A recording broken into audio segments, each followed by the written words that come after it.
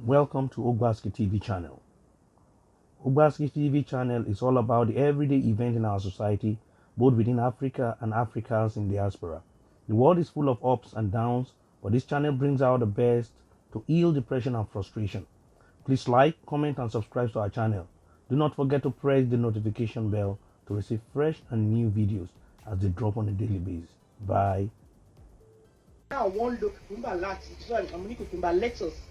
What fi ń ṣe swallow ṣó ti rírí ẹlòmíì lè máa lè take it down because I'm out. Oh, let's báwo ló ṣe máa rí lẹ́nu ẹlòmíì dẹ̀kẹ̀rí nǹkan tó like ni ṣé nǹkan tí mo sọ yẹn so the same thing as ìbálòpọ̀ ṣé you understand? Yes, oníkálukú láti ní boundary pé eléyìí mi ò lè ṣe olè èmi náà mo ní boundary ti tèmi eléyìí mi ò lè ṣe òyìn mi ò lè even mi ní parapọ̀ ẹ̀dọ́kà kí tó gbà kéèyàn tó débi ìsàlẹ̀ mi àgbàgbé. Mo ti fọyàn létí lẹ́ẹ̀mejì lẹ́ẹ̀mẹ́ta rí based on that pé what people don't know where are you going. Ẹ má fọyàn létí o bọ̀ ìgbà tẹ wá try kí lẹ̀ ń ṣe ẹ wá fọwọ́ pa wọ́n lórí. No, ọjọ́ yẹn mo ké reason tí mo ṣe ké ni wípé mo wò pé what ṣọmọ mo kàn rò lórí ara mi pé irú ìyàwó ni mo ti fi ń jẹra mi ti pẹ́. Ipe ó pé lè tún dún yàtọ̀. A ní mo sunkún láti ọkàn mi wá ó fún nǹkan tó sọ yẹn ó máa ń bond ọkùnrin àti obìnrin together by like crazy. It will bond you together like mad. Obìnrin yẹn ò ní fẹ́ fi eléyìí torí ẹ̀ lè ṣe máa ń ráwọn kan tó máa ń bọ́kọ kú wọ́n ti láwọn pa ni o. Kí ni nǹkan tẹ̀rọ bóyá Lizzy ò fẹ́ fi làtílẹ̀ àánú yín ṣe mí. Obìnrin nìkan kan ọkùnrin sórí kọkùnrin gan tó lè dé stage yẹn pẹ̀lú ẹ̀. You understand? So people easy kéèyàn kọ́kọ́ dédé lọ sí it says a lot man. Ó mì pé ó ń sọ fún ẹ pé mo find it clean. So yeah, do you understand what I'm saying? Mo find it clean, mo find it attractive even to the ugliest part of your body. That is what it says. So tí ọkùnrin bá fẹ́ ṣe aláwẹ̀ because ó worship ẹni ló ṣe lè ṣe hence the reason why a lot of àwọn ọkùnrin sọ pé yàmà àwọn ò lè ṣe wọ́n ò lè ṣe because wọ́n ò rí obìnrin yẹn bẹ́ẹ̀ wọ́n bá gbé ẹ̀ sórí ọkùnrin tó bá rí àdọ́ ẹ̀ because that part of our body àwọn àtàjọ obìnrin gan gbà mí when you have a look at that area àwọn òkú what the kí ní ìtì so yeah it doesn't but kí ọkùnrin tó lè sọ pé pẹ̀lú stage tó wà especially àwọn àtàtì bímọ ipò òun fẹ́ débẹ̀ ó wá sọ pé kínní ó mi sorry and another thing Dorcas I can't really blame àwọn obìnrin wa sorry wọ́n kọ́ àwọn obìnrin láti lè appreciate ara wa our body so yẹ wọ́n kọ́ wa bó ṣe ń tọ́jú bá ṣe lè gbádùn ara wa you understand wọ́n kọ́ wa bí a ṣe lè báwo ṣe lè sọ ọkọ ní ká satisfy ká satisfy ara wa that's the only thing tí mo feel bad nípa lady tó sọ pé àwọn mẹ́ta bára wọn sùn because kò really sọ enjoyment títí apart from the monetary aspect kò sọ pé nǹkan tó wù ú láti ṣe ni because if she had said that to be very honest tó bá wù ú láti ṣe òun ló lára ẹ̀ náà kí ló kàn anybody you know as long as tó bá ṣe lójú títì and guess what àwọn people yìí sátó now wọ́n láwọn máa kúrò ní one city lọ sí another city láti lọ ṣe. You understand? So one settle we should just respect people's opinion, people's lifestyle as long as if they are not putting it in our faces. And also programs on Facebook. Gbogbo ẹ̀kọ́ lẹ máa like now you cannot Yinka decide I don't know if as a business person if you go to a business advisor they would advise you that you cannot have a product for everybody. So realize it, Dorcas. Like you sell dresses now, you sell ladies' clothing, Now you want to decide. You're saying that you want to satisfy everyone. You want to sell for the young, for the old. No, you can't. There are certain people to target. So they will. You understand? You have to have your own target audience. And Yinka's target audience is not for our community or enlightened in that area. You have to be broad-minded. If you're not, please don't go on our show because you will not like her and you will not like yourself. You might feel disgusted. But if you're open-minded, and for people who are saying that she's encouraging those things, no. She has said it several times. Even every man be a question now I will be to I won't fair I won't cheat later. A question is this: if anything happens to your husband, how would you feel? And some of them would say, well, anything can happen to him. I rather nothing happens to your town bar, the other guy outside. And from her body language at times, you can tell she's not satisfied with, those conversations. However, she still cannot judge these people. You can't. Our own lifestyle, you cannot enforce it on somebody else. And we need to learn to do that. If not, our people, you know, Sodo and Yinka, and our community were born by. Yeah, but Emma look, I look about Bokolo check, Kolo check, Kolo, wo itoko a party try, láti gbé kíní ẹ̀ lọ síbi ẹ̀yìn ẹ̀. Ọkùnrin mi lè ti try, ó lè ti gbàgbé ara ń gbà mí kó ti try, tó bá ti ń ṣe ń ta, ó lè ti try ẹ̀, ó lè ti fẹ́ try ẹ̀ pẹ̀lú ìyàwó ẹ̀ kí ìyàwó ẹ̀ máa mọ̀. Now you realize pé nǹkan tọ́kọ ẹ̀ ń try láti ṣe yẹn. We need to wake up, man, and stop being in denial. It's terrible. Thank you, ma. Bye. Anyway, we're going to close for the day. But fún gbogbo ẹ̀yin tẹ́ ẹ tí dánwò rí, tẹ́ ẹ tí try rí, I am not going to lie to you. You are missing a lot. Most especially, mo máa tún sọ ní tóní lílá yẹn. You are missing a lot. Ó máa rí bí ìgbà tó wà ní another planet ni. Ilé ayé ẹ máa mú ọ̀tún, ó máa yàtọ̀. Hello, good evening. Good evening. Good evening, ma. Will they contribute? Yes, ma. You can go ahead. Hello. You can go ahead, ma. Okay. First, I'll say thank you for this show. I want to use myself as an example. I walked out of a failed marriage. I have different reasons for doing that. But one of it is sex. It doesn't satisfy me sexually, and we've tried different options, and it wasn't working.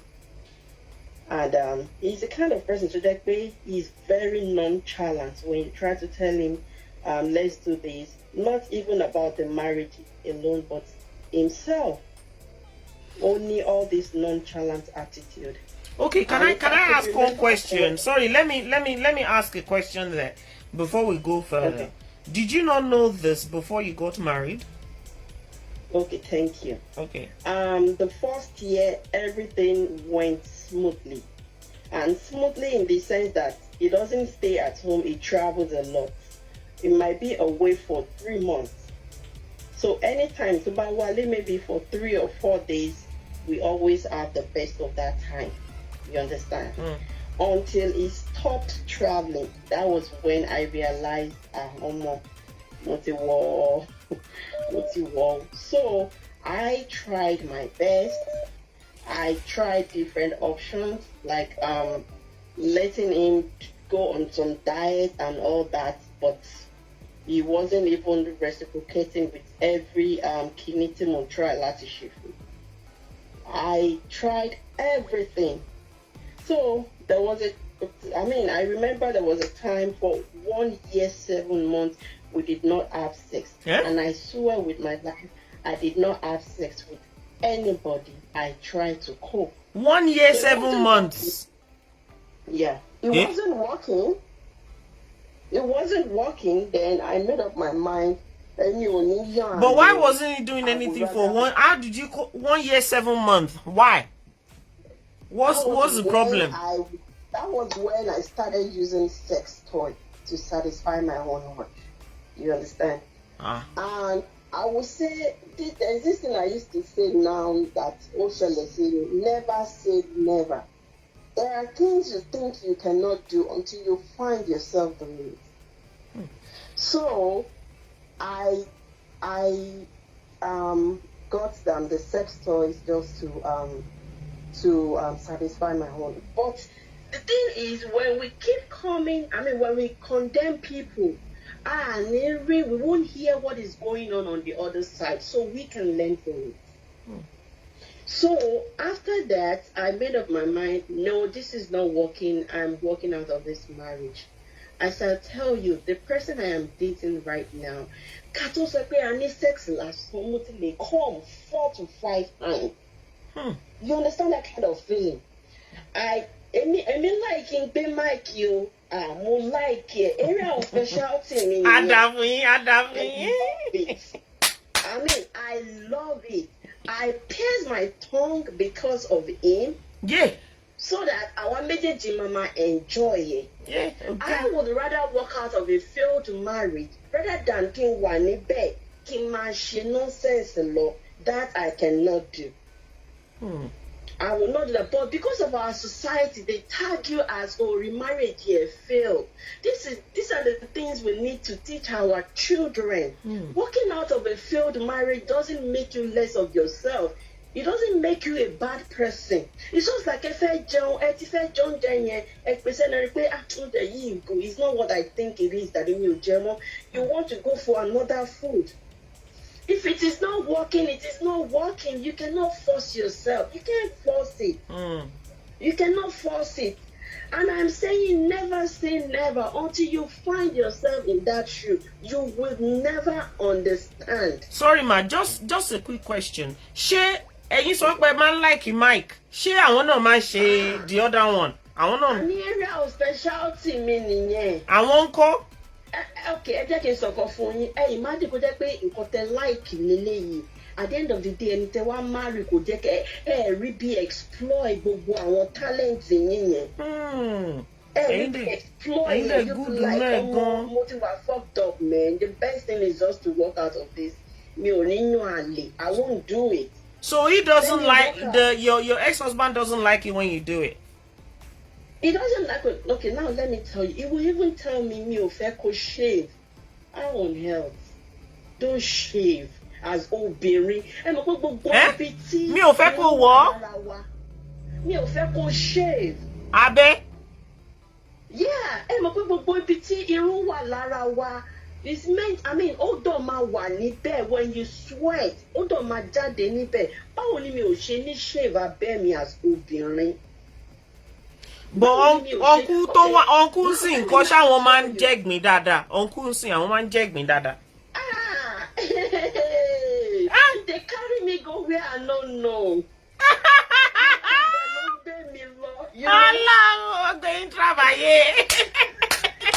So the best thing is, I love if this it is girl. not working, just walk out of it. Kò ní dá kí wọ́n ká èèyàn mọ̀ pé ó wà nílé ọkọ ó ń ṣàgbèrè. Bẹ́ẹ̀ni. I've been there. I know what it looks like. So more understand. So the best thing is you walk out of it.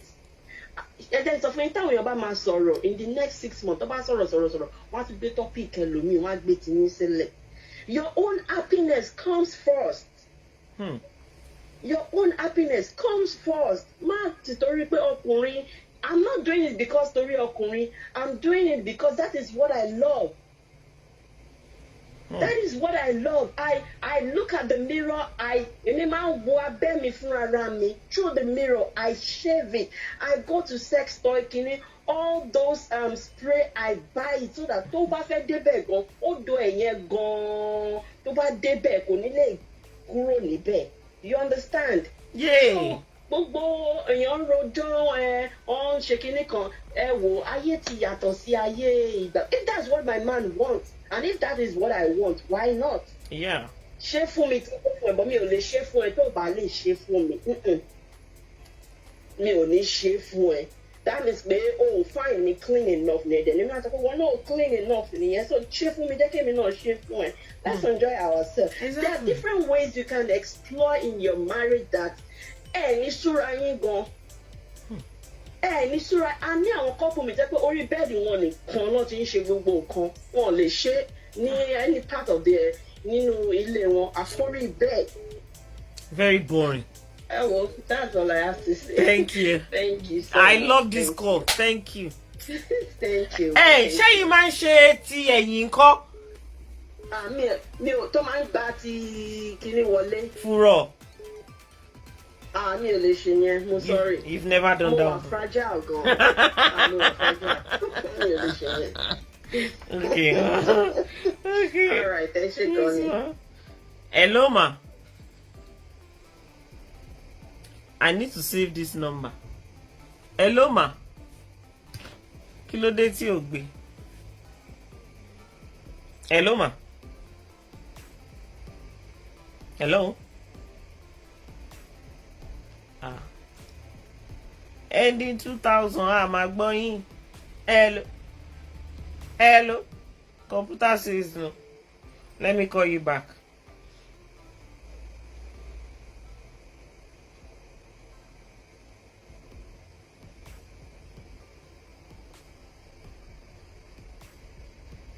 Hello, ma. Hello, ma. Hello? Yes, ma. Yes, ma. I need to save this your number. Ṣé o ti rí lóòótọ́? Ṣé o ti rí lóòótọ́? Yes, ma. Ṣé o ti rí lóòótọ́? Àwọn ẹlòmíì wọn máa ń pretend. Púpọ̀ ní wọn máa ń pretend. Nǹkan tí Yinka ṣe yẹn kì í ṣòwò most program ẹ̀ ní èèyàn máa lẹ́kọ̀ọ́ kọ́ nínú ẹ̀. Ìmí èèyàn máa lẹ́kọ̀ọ́ kọ́ nínú ẹ̀ tí ó ti yé. But tí lady yẹn bó ṣe sọ pé dà pé bí akókò kọ story ni. Come back. Thank you so much for watching. See you next time. Bye for now.